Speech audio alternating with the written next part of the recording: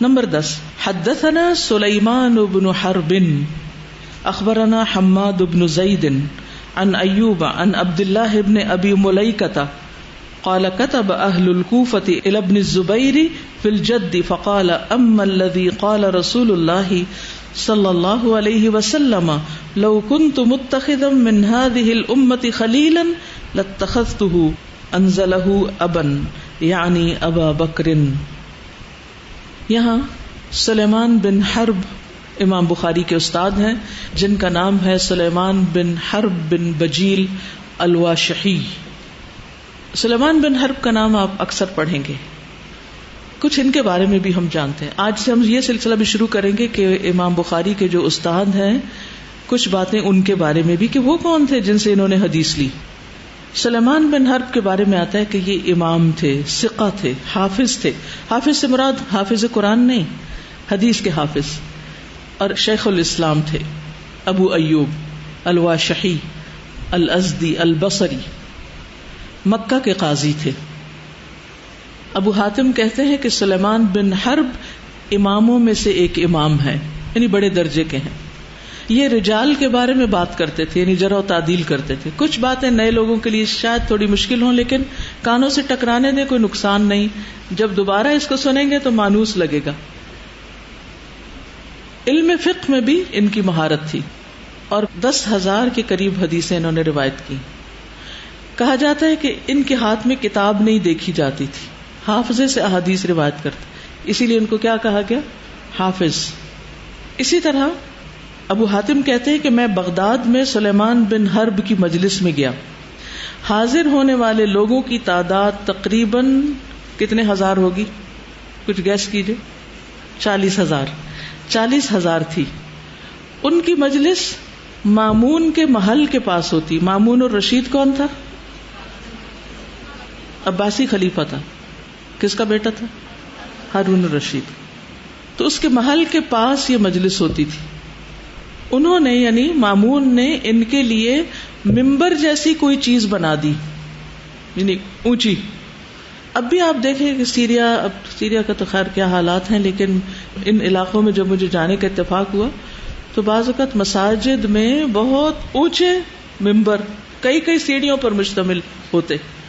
تو پوچھنے پر پتہ چلا کہ یہ علماء کے لیے بنائے جاتے کہ جو بڑی بڑی حدیث کی مجالس لیا کرتے تھے تاکہ پیچھے تک لوگوں کو دیکھ سکے، اور اوپر سے جب آواز آتی ہے لوگوں کے لیول سے اوپر ہو کر تو وہ لوگوں تک دور دور آسانی سے پہنچتی ہے. اور اگر آپ لوگوں کے لیول پر بیٹھ کے بات کریں تو پیچھے والے نہیں سن سکتے، اس میں مشکل ہوتی اور دیکھا بھی نہیں جا سکتا.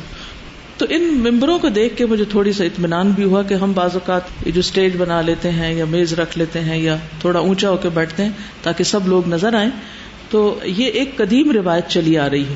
بعض لوگوں کو اس پر بڑا اعتراض ہوتا ہے کہ ٹیچر اوپر کیوں بیٹھا ہے، نیچے ساتھ کیوں نہیں بیٹھا.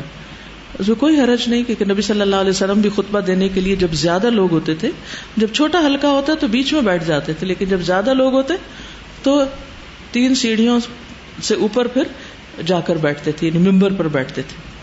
تو یہاں بھی مامون نے ان کے لیے کافی اونچا ممبر بنا دیا تھا، یعنی اوپر چڑھ کر حدیث کی مجلس کے لیے بیٹھتے.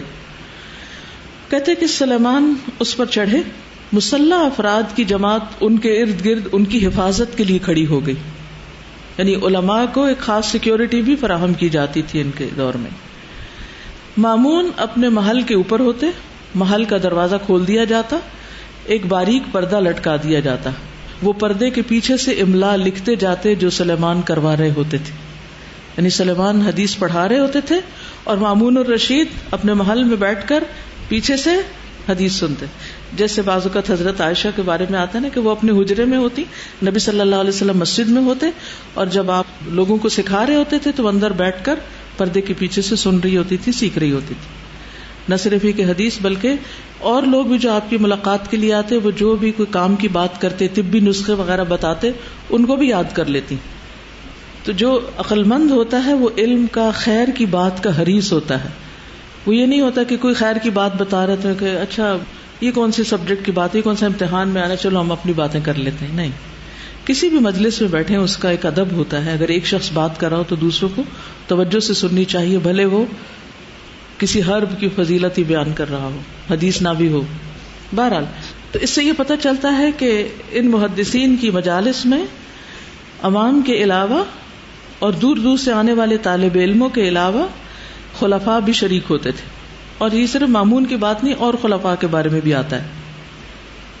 ابو حاتم یہ بھی کہتے ہیں کہ سلیمان بن حرب مشائخ سے کم ہی راضی ہوتے، اس لیے جب آپ دیکھیں کہ وہ کسی سے روایت کر رہے ہیں تو آپ یہی سمجھیں کہ وہ ثقہ ہے. جب تک وہ یہ تسلی نہیں کر لیتے تھے کہ بتانے والا، روایت کرنے والا خود ٹرسٹ وردی ہے، اس وقت تک اس سے حدیث نہیں لیتے تھے. سلیمان بن حرب نے 158 ہجری میں حدیث حاصل کرنا شروع کی.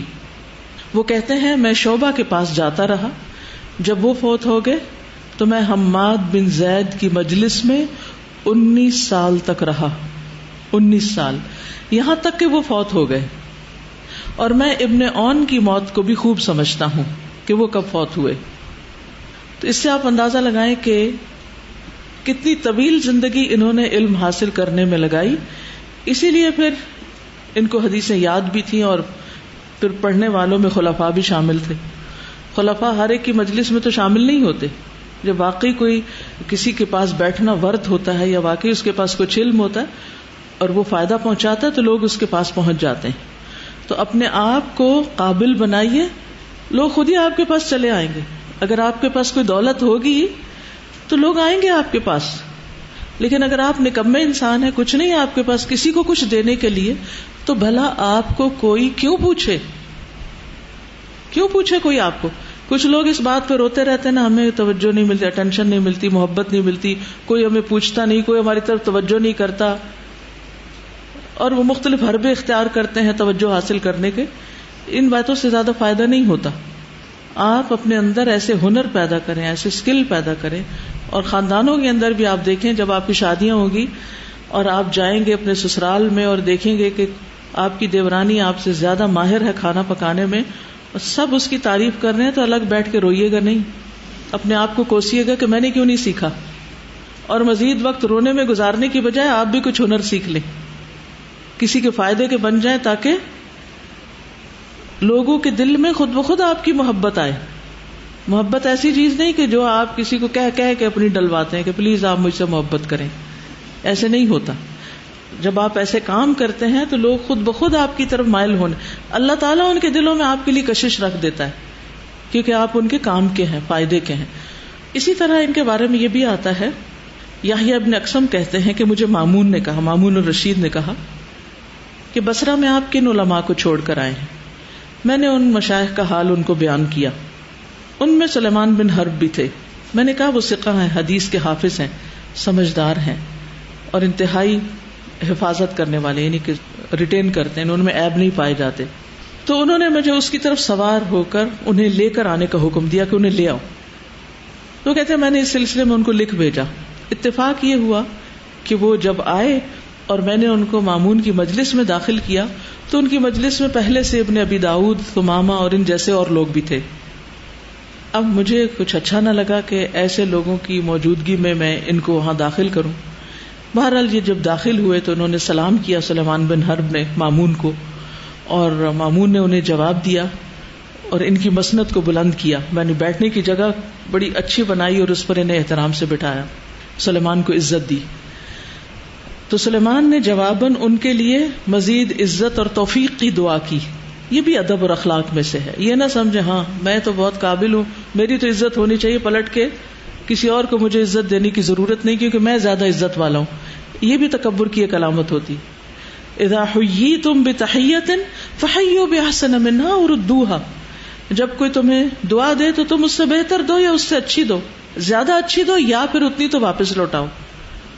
الا یہ کہ بعض اوقات انسان کی نظروں سے کچھ چیزیں اوجھل ہو جاتی ہیں، یا یہ کہ پھر انسان دل میں کم از کم دے.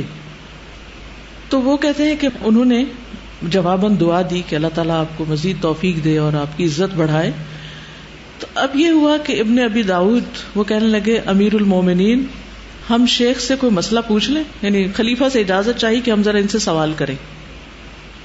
اب وہ کچھ ایسی چیزیں تھی بیک گراؤنڈ میں کہ جس میں کچھ گڑبڑ ہو سکتی تھی. تو مامون نے سلیمان کو اختیار دیا. اور دیکھیں مامون کا ادب دیکھیں، سمجھ دیکھیں. انہوں نے نہیں کہا تم مجھ سے پوچھے کرو نہ، انہوں نے جس سے سوال کرنا تھا اس کی طرف اشارہ کیا کہ سلیمان اگر اس پہ راضی ہوں کہ ان سے سوال کیا جائے تو تم لوگ کر سکتے ہو. انہوں نے کہا کہ آپ کی مرضی. سلیمان نے کہا اے امیر المومنین، ہمیں حماد بن زید نے بیان کیا کہ ایک شخص نے ابن شبرمہ سے کہا کیا میں آپ سے سوال کر سکتا ہوں؟ تو ابن شبرمہ نے کہا اگر تمہارے سوال سے ہم مجلس کو ہنسی نہ آئے اور جن سے تم پوچھنا چاہتے ہو ان کی تذلیل تمہارا مقصد نہ ہو تو پھر پوچھ لو. یعنی سوال میں کیا نہ ہو کہ دوسرے کو ذلیل کرنے کے لیے پوچھا جائے اچھا ذرا آپ یہ تو بتائیں اس بارے میں آپ کیا کہتے ہیں، اور وہ کنٹروورشل سوال ہو کہ جس کا جواب دے کے لوگوں کے اندر بے چینی پھیلے، اور مقصد کیا ہو کہ یہ جواب دینے والا جو ہے یہ لوگوں کی نظروں میں گرے. بعض لوگ کسی مجلس میں آتے ہیں درس کی یا لیکچر کی تو وہ پیچھے سے کچھ پلاننگ کر کے آتے ہیں کہ آج ہم نے جا کے درس دینے والے کو نمبر 1 چیک کرنا، نمبر 2 سے ایسی باتیں پوچھنی ہے کہ جس سے اس کو مشکل میں ڈالنا ہے، یا ذرا اس کا جائزہ لیں گے کہ وہ ہے کیا، اس کی قابلیت ذرا لوگوں پہ دکھائیں گے کہ وہ کتنا قابل. تو یہ ساری چیزیں کیا ہے، حسد کی علامت ہوتی ہیں اور بعض اوقات ناسمجھی کی اور بد اخلاقی میں شمار ہوتی ہیں. تو وہ بھی بڑے سمجھدار تھے، ان کو پتا تھا کہ یہ جو لوگ بیٹھے ہوئے ہیں یہ جو مجھ سے پوچھیں گے وہ کچھ ٹھیک نیت نظر نہیں آتی. تو اس پر انہوں نے اپنی طرف سے بات نہیں کی. انہوں نے کہا حماد بن زید نے ہم سے روایت کیا، یہ محدث تھے، راوی تھے. حماد بن زید نے ہم سے کہا کہ ابن شبرمہ سے ایک شخص نے کہا کہ ہم آپ سے سوال کر سکتے ہیں، تو انہوں نے جواب میں یہ کہا. تو اس سے انہوں نے بتا دیا کہ اگر تمہارا مقصد صرف ایک لطیفہ چھوڑنا نہیں یا پھر کسی کو ذلیل کرنا مقصود نہیں، کیونکہ بعض اوقات یہ بھی ہوتا ہے خلیفہ کے اندر کوئی کمزوری، اب ایک عالم اس کے سامنے بیٹھا ہے، خلیفہ کو شرمندہ کرنے کے لیے اور خلیفہ کی نظر میں اس کو گرانے کے لیے کوئی ایسا کنٹروورشل سوال کیا جائے گا کہ جس سے یہ بندہ پھنس جائے اور خلیفہ نے جو اس کو بڑی چاہت سے بلایا ہے یہیں سے فارغ ہو جائے. اس کا ڈر لانے والے کو بھی تھا. بہرحال اللہ نے ان کو حکمت دی تھی، بڑے اچھے سے جواب دیا. اس سے یہ پتہ چلتا ہے کہ ہر مجلس میں ہر طرح کا سوال نہیں کرنا چاہیے. سوال انسان کے علم اور سمجھداری کی علامت ہوتا ہے کہ کوئی شخص بات کو کس حد تک سمجھتا ہے. نبی صلی اللہ علیہ وسلم کی مجالس میں بھی بہت کثرت سے سوال کرنے سے منع کیا گیا تھا. ایاس بن معاویہ کہتے ہیں کچھ مسئلے ایسے ہوتے ہیں جو سائل کو نہیں پوچھنے چاہیے اور جواب دینے والے کو بھی ان کا جواب نہیں دینا چاہیے. ہر سوال کا جواب ضروری نہیں ہوتا. اگر اس کا سوال کوئی اور ہے تو وہ پوچھ لے، اگر ان مسائل میں سے ہے تو رک جائے. یعنی کن مسائل میں سے ہے؟ یعنی رکنے والے سوال کون سے ہیں؟ جو غیر متعلقہ قسم کی باتیں. تو لوگ اس سے بہت ہیبت زدہ ہو گئے. تو جب تک وہ نہ اٹھے ان میں سے کوئی کچھ بھی نہ بولا، کسی نے سوال نہیں کیا. بادشاہ نے سلیمان بن حرب کو مکہ کا قاضی بنا کر روانہ کر دیا. ان کی تعریف سنی، بلوایا، ٹیسٹ ہو گیا کہ جو لوگ بیٹھے ہوئے ہیں انہوں نے کس قسم کا معاملہ کیا، ان کے جواب کیسے ہیں، سمجھ کیسی ہے. جب جان لیا کہ قابل ہیں تو مکہ کی قضا ان کو سپرد کر دی اور وہ اس کی طرف نکل گئے. مصر ہی کہتے ہیں کہ ایک آدمی سلیمان بن حرب کے پاس آیا اور کہا آپ کا فلاں غلام فوت ہو گیا ہے، اس نے 20,000 درہم کی قیمت چھوڑی ہے. انہوں نے کہا فلاں اس کا زیادہ قریبی رشتہ دار ہے، اس کو دے دو. حالانکہ انہیں خود بھی ان درہموں کی ضرورت تھی اور آپ کو یہ تو معلوم ہے کہ غلام کا مال مرنے کے بعد کس کا ہوتا ہے؟ آقا کا ہوتا ہے، آقا اس کا وارث ہوتا ہے. لیکن انہوں نے وہ ضرورت مند کی طرف روانہ کر دیے.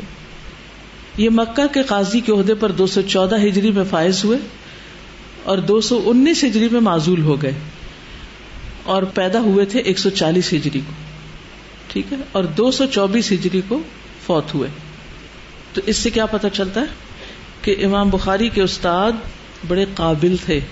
ان کے اخلاق، ان کے معاملات، ان کے عہدے، ان کی یہ ساری چیزیں جاننے سے یہ پتہ چلتا ہے کہ اس کتاب میں جو ایک ایک حدیث لی گئی ہے اس کا سورس کیا ہے، کہاں سے لی، کن سے سیکھا، وہ خود کس پائے کے لوگ تھے.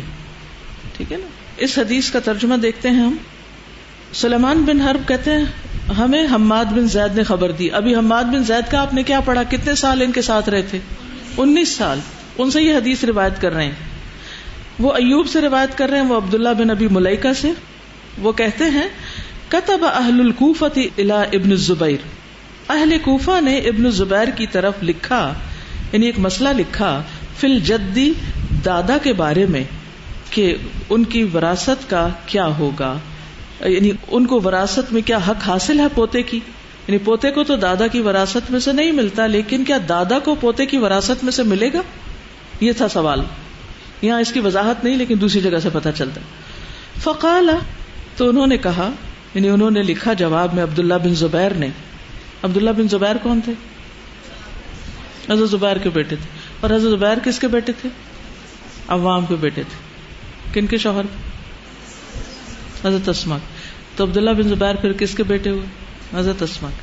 فقال، تو وہ کہنے لگے، اما الذی قال رسول اللہ صلی اللہ علیہ وسلم، جہاں تک اس بات کا تعلق ہے تو نبی صلی اللہ علیہ وسلم نے فرمایا، یعنی اما الذی قال رسول اللہ صلی اللہ علیہ وسلم، جو رسول اللہ صلی اللہ علیہ وسلم نے فرمایا، لو کنت متخذا من هذه الامه خلیلا لاتخذته، کہ اگر میں اس امت میں سے کسی کو دوست بناتا تو وہ، یعنی اس کو بناتا، یعنی ابو بکر. انزلہ ابن، ابھی لفظ تو دو ہیں لیکن سمجھنے کی ضرورت. انزلہ، اس نے نازل کیا اس کو، یعنی رکھا. کس کو؟ دادا کو. ابن، باپ کی جگہ. یعنی مطلب کیا تھا کہ اس معاملے میں ابو بکر رضی اللہ عنہ کی رائے یہ ہے کہ اگر باپ فوت ہو جائے تو پھر دادا وارث ہوگا اگر وہ زندہ ہے. ٹھیک ہے، پوتا فوت ہو گیا، پوتے کا باپ وہ بھی نہیں ہے تو پھر دادا باقی ہے، تو اب وراثت کس کے پاس جائے گی؟ دادا کے پاس، یعنی ابا بکر، یعنی ابو بکر. تو یہ سوال لکھا تھا عبداللہ بن عتبہ بن مسعود نے، جو کوفہ میں عبداللہ بن زبیر کی طرف سے قاضی تھے. تو کوئی مسئلہ پیش آیا، انہوں نے عبداللہ بن زبیر کو لکھا. عبداللہ بن زبیر نے اپنی رائے دینے کی بجائے کس کی رائے دی؟ ابو بکر کی، اور ساتھ ان کا مقام بھی بتا دیا کہ ان کے بارے میں نبی صلی اللہ علیہ وسلم نے یہ فرمایا. اس سے کیا ہوتا ہے اگر مقام ساتھ بتا دیا جائے؟ اچھا، بعض اوقات یہ ہوتا ہے نا کہ لوگوں کو بڑا اعتراض ہوتا ہے، یہ مولوی حضرات اپنے ناموں کے ساتھ لگا لیتے ہیں، خطیب اور علامہ اور پتہ نہیں کیا کیا، تو یہ کیوں لگاتے ہیں؟ اس پہ اعتراض کرتے ہیں. تو یہ صرف پہچان کے لیے ہوتی ہے چیزیں. خطیب اگر کسی کا مطلب یہ ہے کہ وہ جمعے کا خطبہ یا عید کا خطبہ اسپیکر ہے، آج کے دور میں انگریزی میں اسپیکر کہہ دیتے ہیں، تو عربی یا اردو میں خطیب کہہ دیتے ہیں. تو اگر یہ لکھا ہو خطیب مسجد فلاں مثلا، تو پتہ چلے گا کون کہاں سے آ رہا ہے، پہچان ہو جائے گی. اور اگر یہ نہیں لکھا تو پھر کیا لکھیں گے؟ نام لکھ کے مثلا مولانا عبداللہ موچی دروازہ کی مسجد والے، تو یہ مناسب ہے؟ کتنے لوگ آئیں گے سننے کے لیے؟ نہیں، اگر آپ یہ نہیں لکھیں گے خطیب مسجد فلان، تو پھر یہی لکھیں گے نا فلاں مسجد والے، تو پھر وہ مقام نہیں بنتا نا. تو اس لیے سہولت کے لیے تو ہر چیز پر صرف اعتراض نہیں کرنا چاہیے، لیکن اس معاملے میں بھی اعتدال ہونا چاہیے کہ نام چھوٹا سا اور خطابات کی ایک پوری لمبی لائن، اس سے بھی بچنا چاہیے. وہ لوگوں کے لیے بوجھل ہو جاتا ہے برداشت کرنا. لیکن اگر کسی کے پہچان کے لیے نام کے ساتھ کوئی لقب لگ گیا ہے تو یہ ہر دور کی ایک سنت یا طریقہ رہا ہے. سنت سے مراد نبی صلی اللہ علیہ وسلم کی سنت نہیں، لفظی معنوں میں ایک طریقہ رہا ہے، تو اس میں کوئی حرج کی بات نہیں.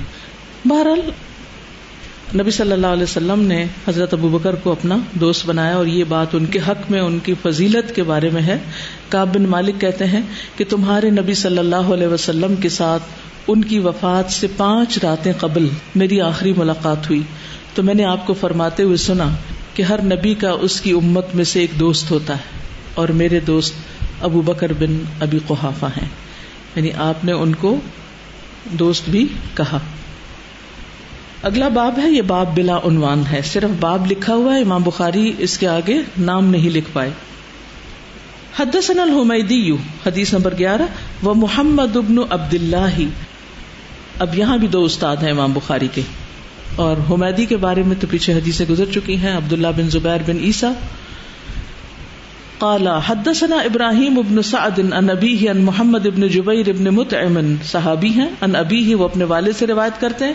قال، وہ کہتے ہیں، اتت امرأۃ النبی صلی اللہ علیہ وسلم، نبی صلی اللہ علیہ وسلم کے پاس ایک عورت آئی. فامرها ان ترجع الیہ، تو آپ نے اس کو حکم دیا کہ پھر وہ دوبارہ واپس آئے، یعنی ایک دفعہ آئی تو آپ نے کہا پھر آنا، کم اگین. قالت کہنے لگی ارأیت ان جئت ولم اجدک، کہ اچھا یہ بتائیے کہ اگر میں آؤں اور آپ نہ ملیں پھر میں کیا کروں. کئی دفعہ ایسے ہوتا ہے نا کہ آپ کسی شخص سے ملتے ہیں لیکن دوبارہ جائیں تو وہ نہیں ملتا. تو اس نے پہلے ہی پوچھ لیا. قال صلی اللہ علیہ وسلم، تو نبی صلی اللہ علیہ وسلم نے فرمایا ان لم تجدینی فأتی ابا بکر، اگر تو مجھے نہ پائے تو ابو بکر کے پاس آنا. اس میں اشارہ ہے کس بات کی طرف کہ آپ کے بعد ابو بکر خلیفہ ہوں گے. اسی طرح کچھ اور روایات بھی اس سلسلے میں ہیں لیکن وہ ضعیف ہیں. نبی صلی اللہ علیہ وسلم نے اپنے بعد ان کی اقتداء کا حکم بھی دیا تھا، اور یہ حدیث سنن ابن ماجہ میں ہے. حذیفہ بن یمان سے روایت ہے کہ رسول اللہ صلی اللہ علیہ وسلم نے فرمایا میں نہیں جانتا کہ میں تمہارے اندر کتنا عرصہ موجود رہوں گا، لہذا میرے بعد ان دو افراد کی پیروی کرنا. اور یہ فرماتے ہوئے آپ نے ابو بکر اور عمر کی طرف اشارہ کیا، ان کی پیروی کرنا.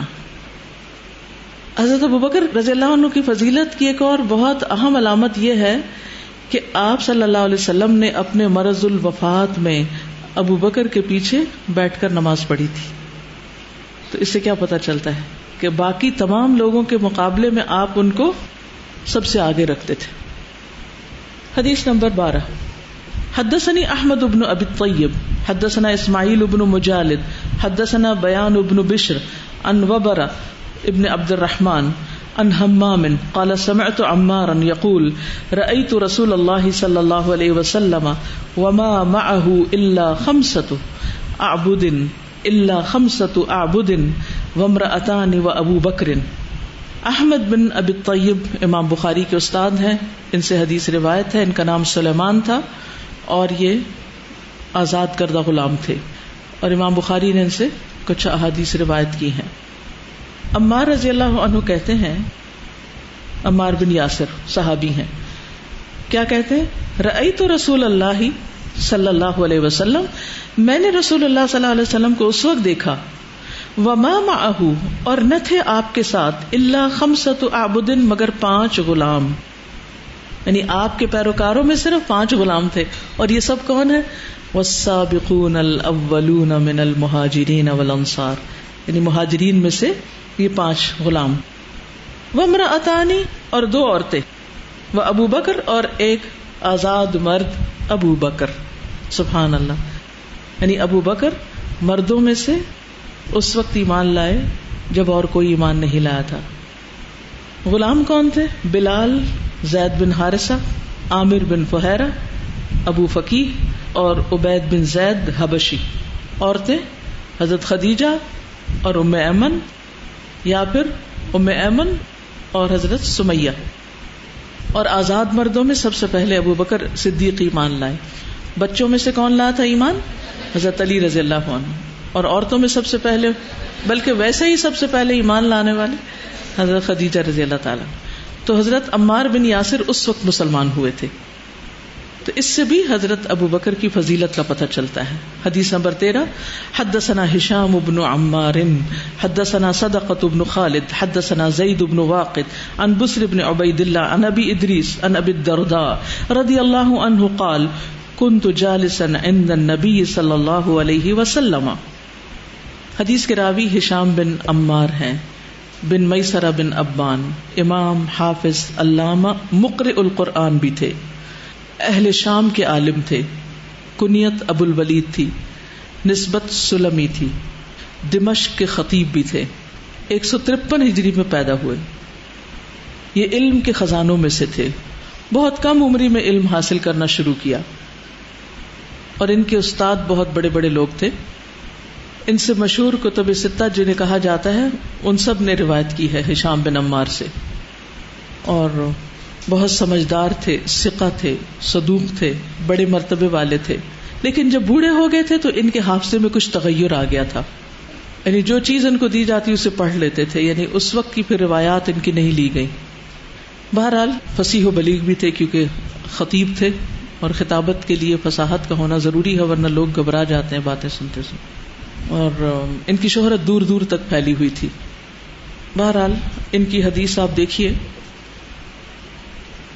ان کے خطبے کے الفاظ ہیں ایک دفعہ کہ تم حق بات کہا کرو، اللہ تمہیں اہل حق کے منازل پر اتارے گا اس دن جس دن حق کے سوا فیصلہ نہ کیا جائے گا. جب چلتے تھے تو زمین کی طرف سر جھکا کے چلتے تھے. ابدان کہتے ہیں میں نے ان جیسا کوئی نہیں دیکھا. اور ان کی خوبی کیا تھی کہ ایک بار انہیں دیکھا گیا کہ مسجد کی صفائی کر رہے ہیں. یعنی اتنے بڑے عالم ہو کر بھی انہیں اس میں کوئی آر نہیں تھا کہ وہ صفائی کریں. تو مسجد کی صفائی تو ایک اعزاز بھی ہوتا ہے نا. بڑی عمر میں یہ مہندی کے ساتھ بالوں کو رنگتے بھی تھے. بہرحال اس حدیث کے راوی صحابہ میں سے ابو الدرداء ہیں. قال كنت جالسا عند النبي صلی اللہ علیہ وسلم، کہتے میں نبی صلی اللہ علیہ وسلم کے پاس بیٹھا ہوا تھا. اذ اقبل ابو بکر، تو ابو بکر آئے. آخذا بطرف ثوبه، اپنی چادر کا کنارہ پکڑے ہوئے، یعنی جو نیچے کا تہبند ہوتا ہے اس کا ایک کنارہ اوپر اٹھایا ہوا تھا. حتی ابدا ان رکبتئی، یہاں تک کہ آپ کا گھٹنا ظاہر ہو رہا تھا، یعنی گھٹنا کھل گیا تھا، آپ گھٹنا کھولے ہوئے تھے. فقال النبی صلی اللہ علیہ وسلم، آپ صلی اللہ علیہ وسلم نے دیکھتے ہی فرمایا اما صاحبکم فقد غامر، یہ تمہارے ساتھی کچھ لڑکے آ رہے ہیں. یعنی ان کی کیفیت دیکھ کے آپ نے پہچان لیا. فسلم، انہوں نے سلام کیا. وقال یا رسول اللہ، کہا ہے اللہ کے رسول صلی اللہ علیہ وسلم، انہ کان بینی و بین ابن الخطاب شیء، میرے اور ابن الخطاب کے بیچ میں کچھ گڑبڑ ہو گئی. فاسرعت الیہ، تو میں نے جلدی سے ان کو سخت سست کہہ دیا. ثم ندمت، پھر میں نادم ہوا. فسألته ان یغفر لی، تو میں نے ان سے سوال کیا کہ مجھے معاف کر دے. فابى علی، تو انہوں نے انکار کر دیا. فاقبلت الیک، تو میں آپ کی طرف آیا.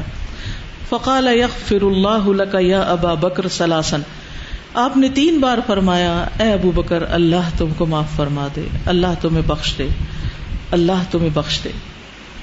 ثم ان عمر ندم، پھر کچھ دیر میں حضرت عمر کو بھی ندامت ہوئی.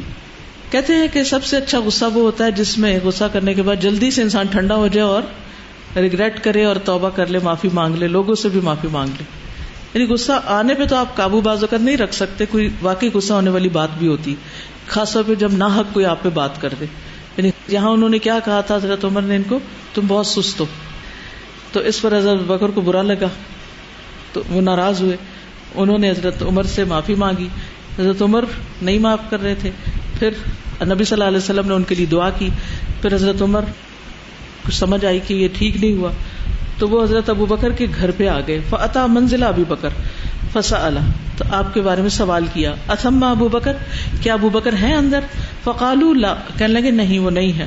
فاتا الی النبی صلی اللہ علیہ وسلم، تو ان کو پتا تھا کہ آپ ہی کے پاس گئے ہوں گے. تو وہ نبی صلی اللہ علیہ وسلم کے پاس آئے. فجعل وجه النبی صلی اللہ علیہ وسلم یتمعر، آپ نے دیکھا کہ نبی صلی اللہ علیہ وسلم کے چہرے کا رنگ بدل رہا ہے. حتی اشفق ابو بکر، یہاں تک کہ ابو بکر کو ڈر لگا. فجسا علی رکبتیہ، تو وہ آپ کے یعنی گھٹنوں کے سامنے گھٹنے رکھ کے 2 زانو ہو کر بیٹھ گئے، یعنی اپنے گھٹنوں پر بیٹھ گیا، یعنی نبی صلی اللہ علیہ وسلم کے سامنے جیسے التحیات میں بیٹھتے ہیں. فقال یا رسول اللہ، کہنے لگے اللہ کے رسول صلی اللہ علیہ وسلم، واللہ انا کنت اظلم، اللہ کی قسم میں نے ظلم کیا تھا، میری غلطی، یعنی میں ناراض ہو گیا تھا. مرتین، 2 بار. فقال النبی صلی اللہ علیہ وسلم، تو نبی صلی اللہ علیہ وسلم نے فرمایا ان اللہ بعثنی الیکم، بے شک اللہ نے مجھے تمہاری طرف بھیجا. فقلتم کذبت، تو تم سب نے کہا کہ آپ نے جھوٹ بولا. وقال ابو بکر صدقہ، اور اس وقت ابو بکر نے کہا تھا کہ صدقہ، کہ نبی صلی اللہ علیہ وسلم نے سچ فرمایا. وباسانی بنفسہ ومالہ، اور آپ نے یعنی ابو بکر نے اپنے جان اور مال سے میری خدمت کی. فہل انتم تارکو لی صاحبی، تو کیا تم میری خاطر میرے ساتھی کو چھوڑنے والے ہو، بخشنے والے ہو، ستانا چھوڑو گے؟ مرتین، 2 بار، یعنی ایک طرح سے آپ حضرت عمر سے ناراض ہو رہے ہیں، یعنی تم ان کو کیوں ناراض کرتے ہو؟ فما اوذی بعدہا، تو اس کے بعد حضرت ابو بکر کو کبھی کسی نے کچھ نہیں کہا، ان کو کسی نے نہیں ستایا. تو اس سے آپ دیکھیے نبی صلی اللہ علیہ وسلم کا کردار کہ کس طرح آپ حضرت ابو بکر کا دفاع کر رہے ہیں، کیونکہ حضرت ابو بکر نے اس وقت تصدیق کی سب سے پہلے جب دوسرے لوگ تکذیب کر رہے تھے. اس وقت جب دوسرے لوگ بہت تھوڑے آئے تھے آپ کی طرف اور کیپیسٹی بھی نہیں تھی، اس وقت انہوں نے صرف مال نہیں لگایا، جان سے بھی خدمت کی، دونوں طرح سے کی. تو آپ صلی اللہ علیہ وسلم نے حضرت ابو بکر کا ساتھ دیا. اس سے بھی حضرت ابو بکر کی فضیلت ہمیں پتہ چلتی ہے. اس حدیث سے کچھ اور باتیں پتہ چلتی ہیں کہ چونکہ حضرت ابو بکر کا گھٹنا ننگا ہو رہا تھا تو شاید گھٹنا جو ہے وہ سطر میں نہیں لیکن گھٹنا ڈھکا وہ ہونا چاہیے, یعنی راجح رائے یہی ہے. پھر اسی طرح یہ ہے کہ صحابہ کا جو طریقہ ہے اور صحابہ کا جو اخلاق ہے وہ پتہ چلتا ہے کہ کتنی جلدی, یعنی وہ انسان تھے, غصہ آ جاتا تھا, ایک دوسرے سے ناراض بھی ہو جاتے تھے, کتنی جلدی مان بھی جاتے تھے, اور کتنی جلدی جب دل میں ایک احساس ہوتا کہ ٹھیک نہیں کیا تو اس کو اسی وقت صاف کرنے کی بھی کوشش کرتے تھے. دل پہ بوجھ نہیں رکھتے تھے, معاف کر دو, جانے دو, آگے چلو. یہ ہے اللہ کی خاطر محبت, اس کا ہے اجر. ورنہ کون انسان ہے جس کے ساتھ ہمارا تعلق ہو اور پھر ہم سے اس کو تکلیف نہ ہو یا اس کی ہمیں تکلیف نہ ہو. کہتے ہیں جب دو برتن بھی اکٹھے ہوتے ہیں تو بچتے ہیں. ہوتا انسانوں کے بیچ میں اچھا برا سب چلتا ہے, کچھ نہ کچھ ہوتا ہے, لیکن ان باتوں کو دل میں نہیں رکھنا چاہیے ورنہ اس فضیلت اور اس فضل کو نہیں پہنچ سکیں گے. تو یہ سب باتیں پڑھنے کا اصل مقصد کیا ہے کہ ہم صحابہ کے اس طرز عمل کو دیکھیں, ان کا مقام پہچانیں اور ان کا جو اتنا بڑا درجہ اور مقام ہے اس کی وجوہات جانیں. وہ کیا اخلاق تھا اور آج ہمارا اخلاق کیا ہے اور ہم کیا کر رہے ہیں. اللہ سبحانہ وتعالی ہمیں بھی ان کے نقش قدم پر چلنے کی توفیق دے. اہدنا الصراط المستقیم صراط الذین انعمت علیہم غیر المغضوب علیہم ولا الضالین آمین. سبحانک اللہم وبحمدک اشہد ان لا الہ الا انت استغفرک واتوب الیک. السلام علیکم ورحمۃ اللہ وبرکاتہ. بسم